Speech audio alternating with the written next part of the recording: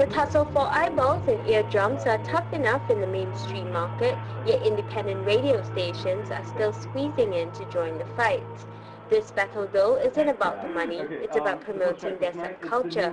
DJ Tangkap Exon started on popular radio in 2005.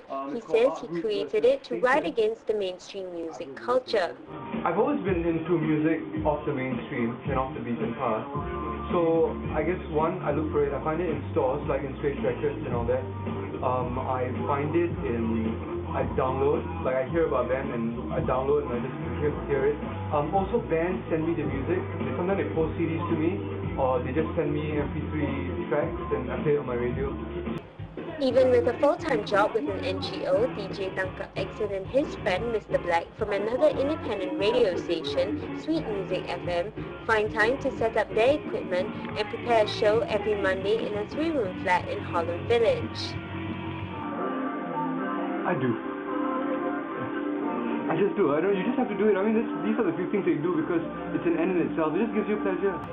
But without standardized timings for air, advertising and promotion, radio shows like Unpopular Radio air with minimal listeners. Who are your listeners and how many? They're mostly my friends, mostly my friends. Mostly people that I know, friends and acquaintances, and their friends as well. They like it, they'll ask their friends to listen in. Sometimes there are people, sometimes people just just chance upon your website on the internet, and then they start listening. More than just letting their listenership rise and fall by chance, the two DJs resort to some guerrilla tactics to promote their show. I spam them on MSN and Facebook. On both your MSN and Facebook? Yeah.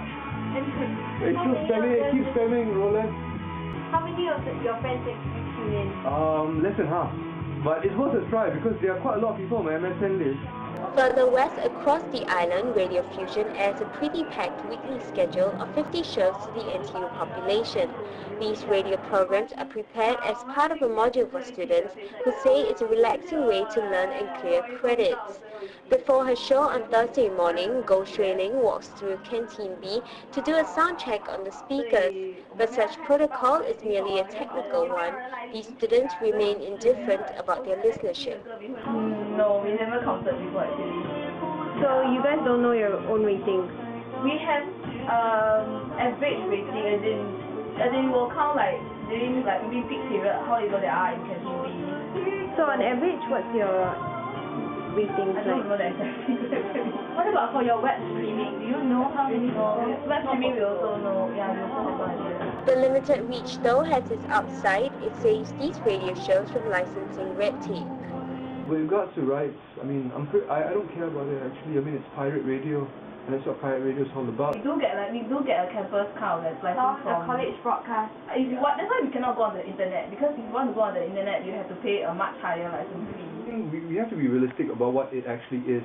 I mean, Unpopular Radio is essentially a pocketed media platform. It's not mass media. It's not meant to be mass media, and possibly that's possibly why legal authorities won't go after us. Because we're pocketed, our reach is limited, and our reach is limited not because we want to expand but we can't. But our reach is limited because basically that's what we can do, and secondly, we reach out to the people who'll be into that. I mean, the masses are not into what kind of things that we do. So it seems the two genres of radio shows can coexist peacefully, leading the mass or subcultures by serving different audiences.